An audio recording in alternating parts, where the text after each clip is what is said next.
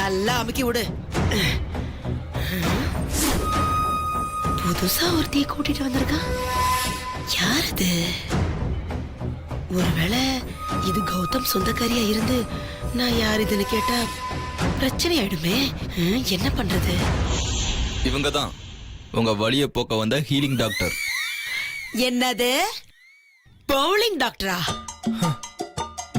என்ன பவுலிங் போடுவீங்க? ஸ்பின்னா ஸ்பீடா?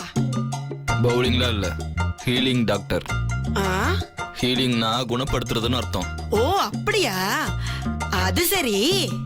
வியாதியே வலியே இல்லாதவங்கள எப்படி குணப்படுத்துவீங்க? வலிய வர வச்சு குணப்படுத்துவீங்களோ? என்ன சொல்றீங்க? இல்ல, சும்மா சும்மா சும்மா கேட்டேன், தாமாசுக்கு. டாக்டர், இந்த பாட்டி ரொம்ப டேஞ்சரானவங்க, ஜாக்கிரதையா ஹேண்டில் பண்ணுங்க. சிஸ்டர், நீங்க கொஞ்சம் வெளியே இருங்க.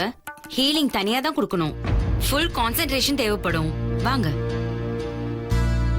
அப்படியே போகும்போது கதவை சாத்திடுங்க. மேடம், ஹீலிங் ஸ்டார்ட் பண்ணிடலாமா?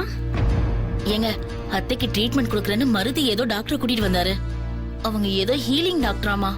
ஹீலிங் டாக்டர் என்னவா பண்ண போறாங்க? ஏதோ வலி நிவாரணம் கொடுக்க போறாங்க.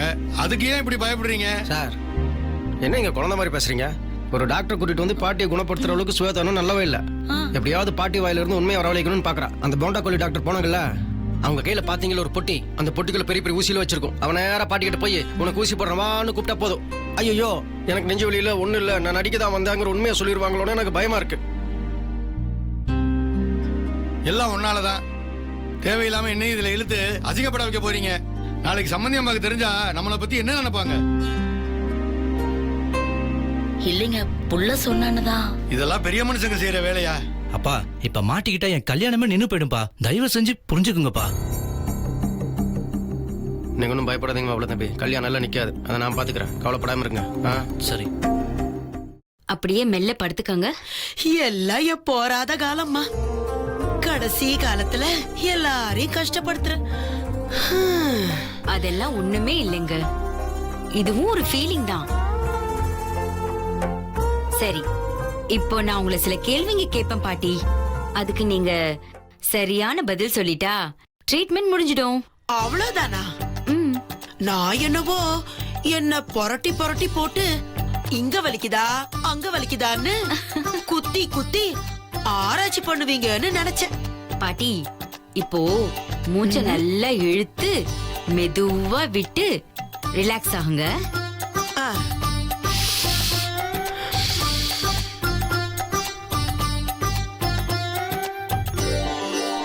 ஆ, அப்படித்தான். இன்னொரு வாட்டி பண்ணுங்க.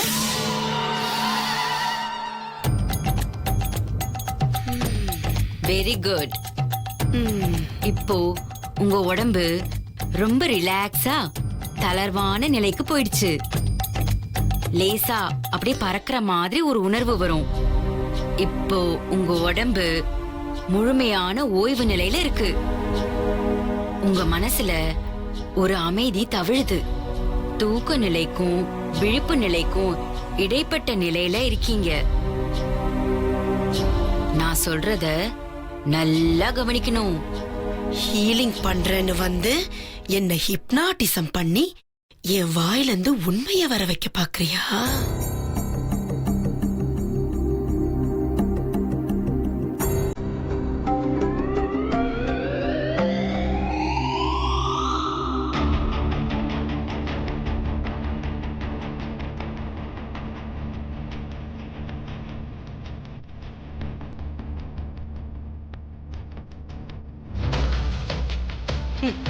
நீ என்ன மயக்கிற மாதிரி பேசுறத நான் காதுல வாங்கினாதானே மயங்கி உண்மைய சொல்லுவேன்.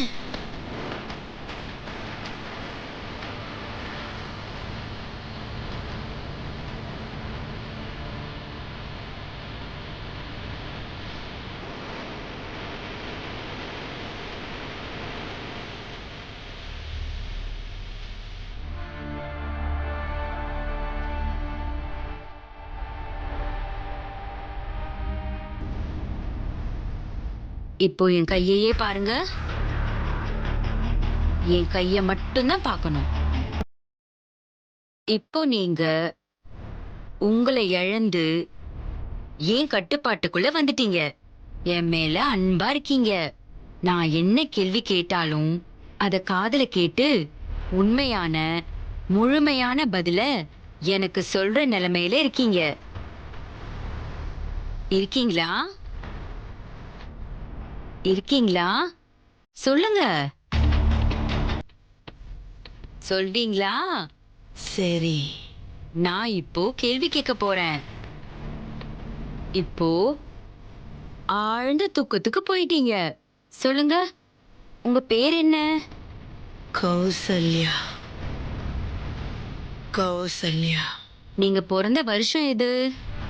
1954. இப்போ உங்களுக்கு 10 வயசு. 10 வயசுக்கான ஞாபகங்களை கொண்டு வாங்க. 10 வயசுல எங்க இருந்தீங்க? என்ன பண்ணீங்க? 10 வயசுல ரொம்ப சந்தோஷமா எங்க அம்மா கூட விளையாடினதெல்லாம் ஞாபகம் வருது. ஸ்கூலுக்கு போறேன். Government school. வீட்டுக்கு பின்னாடி நெல்லிக்காய் சாப்பிட்டதெல்லாம் ஞாபகத்துக்கு வருது. நீ என்ன சப்பாத்தி பிசைஞ்சாலும் வேலைக்காகாது. 10 வயசுல நெல்லிக்காய் சாப்பிடாத பிள்ளைங்க உண்டா? நான் தான் இப்போ உன்னை மிஸ்மரிசம் பண்ண போறேன். உங்களுக்கு கல்யாணம் எப்ப ஆச்சு? அது வருஷம் சரியா ஞாபகம் வரல. என்னோட 17வது வயசுல கல்யாணம் ஆச்சு. உங்க கணவரோட பேர் என்ன? செந்தாமரை. செந்தாமரையா? நடிகரா? ஆமா, அவர் பெரிய நடிகர் தான். இப்போ நீங்க என்ன பண்ணிட்டு இருக்கீங்க? பூவே பூச்சூட வாங்குற சீரியல்ல நடிச்சுக்கிட்டு இருக்கேன். பாட்டி ரோல் தான். எப்படி உண்மைய வர வச்சேன் பாத்தீங்களா? மாட்டீங்க. ஆமா, இப்ப இந்த வீட்டுக்கு எதுக்காக வந்திருக்கீங்க? நல்ல பேமெண்ட் தரோம். கௌதம்க்கு பாட்டியா நடிங்க. அவனோட கல்யாணம் உடனடியா நடக்கிறதுக்கு தான் இதை செய்யறோம்னு சொன்னாங்க. அதுக்காகத்தான் நான் வந்திருக்கேன். அப்படியா? சரி, இப்போ உங்க உடம்பு இன்னும் தளர்வான நிலைக்கு போகுது. கொஞ்சம் ரெஸ்ட் எடுங்க. மறுபடியும் கேள்விங்கள அப்புறமா கேக்குறேன். இதே மாதிரி திரும்ப ஒரு தடவை பதில் சொல்லணும். சரியா?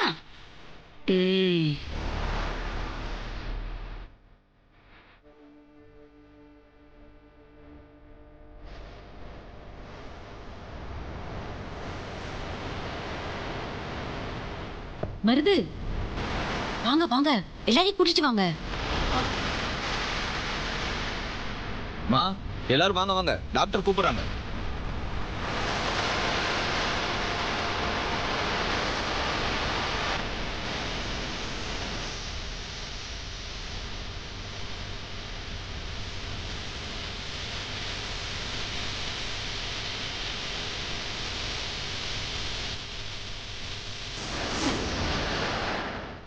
இந்த கிழவி எல்லாத்தையும் உளறி கொட்டியிருப்பாளோ?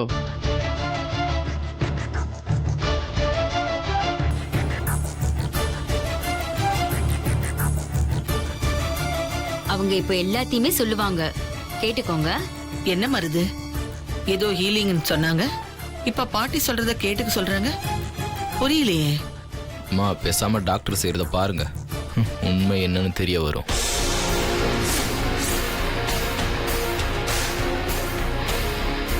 இப்போ நீங்க ரிலாக்ஸ் ஆன தளர்வான நிலையில தான் இருக்கீங்க. மறுபடியும் ஏற்கனவே கேட்ட கேள்வியை தான் கேட்க போறேன்.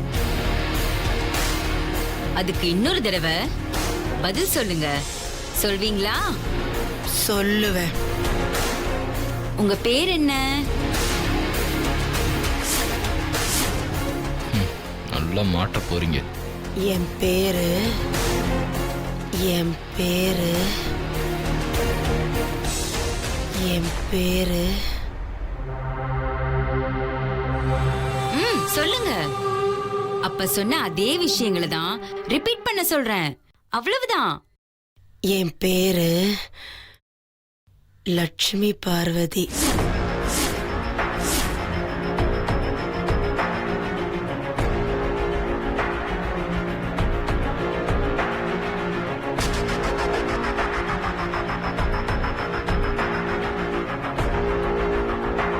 இப்போ நீங்க என்ன வேலை பண்ணிட்டு இருக்கீங்க?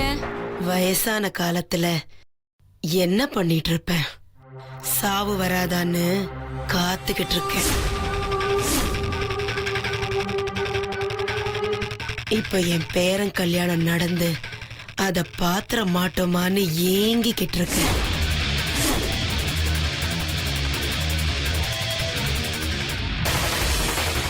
இல்ல இல்ல இல்ல, நீங்க இப்ப மாத்தி மாத்தி சொல்றீங்க. என்ன வேலை பாக்குறீங்க? கொஞ்ச நேரத்துக்கு முன்னாடி ஒரு வேலை சொன்னீங்களே, அத சொல்லுங்க பாட்டி. நான் எதுக்கு வேலை பார்க்கணும்? என் மகன் ஃபேக்டரி மில்லுன்னு நிறைய வச்சிருக்கான், கோடிக்கணக்கில் சம்பாதிக்கிறான். நான் எதுக்கு வேலைக்கு போகணும்? ராமாயணம் மகாபாரதம்னு படிச்சுக்கிட்டு கோயில்ல போய் கதா காலட்சேபம் கேட்டுக்கிட்டு வெந்ததை தின்னு விதி வந்தா போவோன்னு காத்துக்கிட்டு இருக்கேன். இந்த வயசுல நான் எதுக்கு வேலைக்கு போகணும்? கடவுளே, வயசானவங்கள தொந்தரவு பண்ணிட்டு இருக்கீங்க. மருது, என்னடா அது? ஹீலிங் பண்றதுக்கு டாக்டர் வந்திருக்காங்கன்னு சொல்லிட்டு இவங்க ஏதோ என்கொயரி பண்ணிட்டு இருக்காங்க. என்னடா நடக்குதுமா? நான் சொல்றேன் உங்களுக்கு. அதாவது இந்த மருதுக்கும் ஸ்வேதாவுக்கும் இன்னும் இந்த பாட்டி மேல நம்பிக்கை வரல. இவங்க கௌதம் பாட்டியில வேற யாரோன்னு ஒரு எண்ணம்.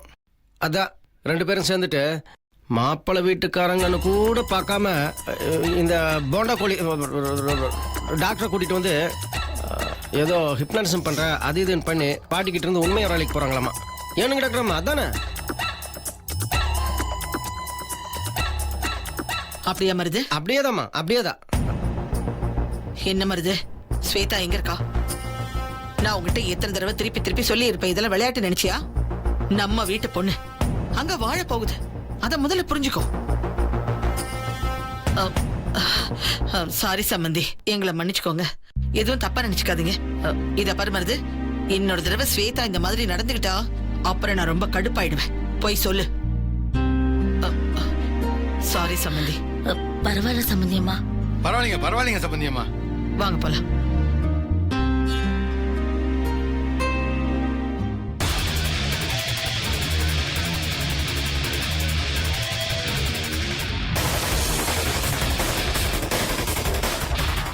தோல்வி நிலை என்ன நினைத்தால் மனிதன் வாழ்வை நினைக்கலாம்.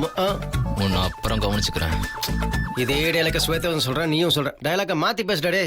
டாக்டர் ஒரு நிமிஷம். என்ன டாக்டர் இப்படி கவுத்துட்டீங்களே? நான் எத்தனை பேஷண்ட் பாத்துருக்கேன்னு சொன்னீங்களே. மிஸ்மரைசம் பண்ண அக்யூஸ்ட போலீஸ் கூட்டிட்டு வந்த பிறகு அதேதான் சொல்லுவாங்க. இந்த பாட்டி பெரிய அக்யூஸ்டா இருக்கு. நான் முதல்ல கேட்டப்ப பூவே பூச்சுடவா சீரியல்ல நடிக்கிறேன்னு சொல்லுச்சு. என் பேர் கௌசல்யா, என் கணவர் பேரு செந்தாமரைன்னு எல்லாம் சொன்னாங்க. அப்புறம் நீங்க வந்தப்ப அப்படியே உள்டா அடிச்சிருச்சு. இந்த கிழவி சாதாரண கிழவி இல்ல. உலகத்துல இருக்கிற எல்லா சைக்காட்ரிஸ்ட் டாக்டர் வந்தாலும் இவங்க கிட்ட இருந்து உண்மையை வர வைக்க முடியாது. இந்த அம்மா சைக்காட்ரிஸ்ட்கெல்லாம் பெரிய சைக்காட்ரிஸ்ட், சூப்பர் சைக்காட்ரிஸ்ட். நான் கிளம்புறேங்க, மானத்தை வாங்கிட்டீங்க.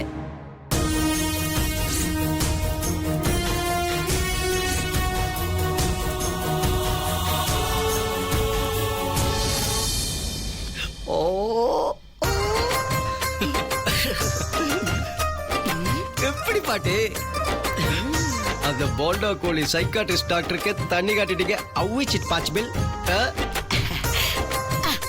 இப்படிதான் ஏமாத்துன.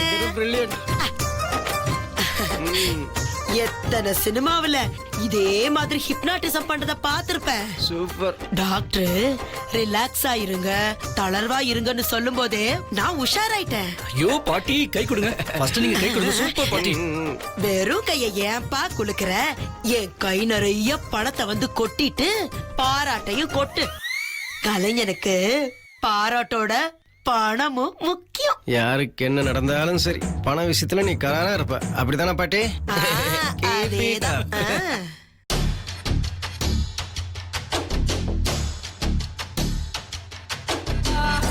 இது இந்த பாட்டி வாயில இருந்து ஒண்ணுமே வர மாட்டேங்குது.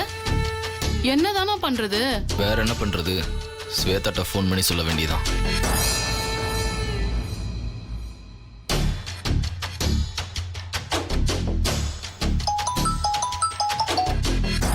என்னாச்சு மருது? டாக்டர் மாலதி அங்க வந்தாங்களா? வந்தாங்க வந்து ஒரு பிரயோஜனம் இல்ல.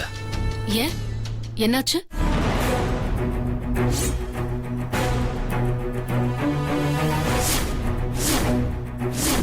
நான் முதல்ல கேட்டப்ப பூவே பூச்சுடவா சீரியல்ல நடிக்கிறேன்னு சொல்லுச்சு. என் பேர் கௌசல்யா, என் கணவர் பேரு செந்தாமரைன்னு எல்லாம் சொன்னாங்க. நம்ம என்ன ட்ரை பண்ணாலும் அந்த கேள்வி அசரவே மாட்டேங்குது. மருது, அவங்க சொன்னதுல நீங்க ஒரு விஷயம் கவனிச்சீங்களா? ஏற்கனவே அக்ஷயா கூட இந்த பாட்டிய பூவை பூச்சுடவால நடிக்கிற பாட்டின்னு சொன்னா. இந்த கிழவியும் டாக்டர் கிட்ட பேசும்போது பூவை பூச்சுடவால நடிக்கிற மாதிரி ஏதோ உளறு இருக்கு. அதனால எனக்கு தெரிஞ்சு ஒரு விஷயம் நாம பண்ணா இந்த பாட்டி மாட்டிக்கும். ஒண்ணு பண்ணுங்க, நீங்க பூவை பூச்சுடுவா ஷூட்டிங் ஸ்பாட்டுக்கு போங்க.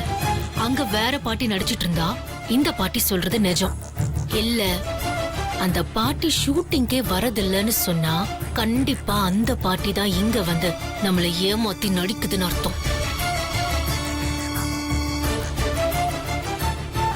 அதுக்கப்புறம் எப்படியாவது இந்த பாட்டியோட முகத்தெரிய கிழிச்சு மாட்ட வச்சு இந்த மாதிரி திட்டம் போட்டு எல்லாரையும் சேர்த்து மொத்தமா மாமா கிட்ட சொல்லி வீட்டை விட்டு அனுப்பிச்சிடலாம். எப்படி ஐடியா? சூப்பர் ஸ்வேதா, நாங்க இப்பவே பூவே பூச்சோட செட்டுக்கு போறோம். சரி, ஓகே, பாய். அக்ஷயா, அண்ணா இப்ப நாம பூவே பூச்சோடவா ஷூட்டிங் நடக்கிற செட்டுக்கு போறோம். அந்த பாட்டி அங்க நடிக்குதா நடிக்கலையான்னு செக் பண்ண போறோம். ஸ்வேதா போ சொன்னா, வா போலாம்.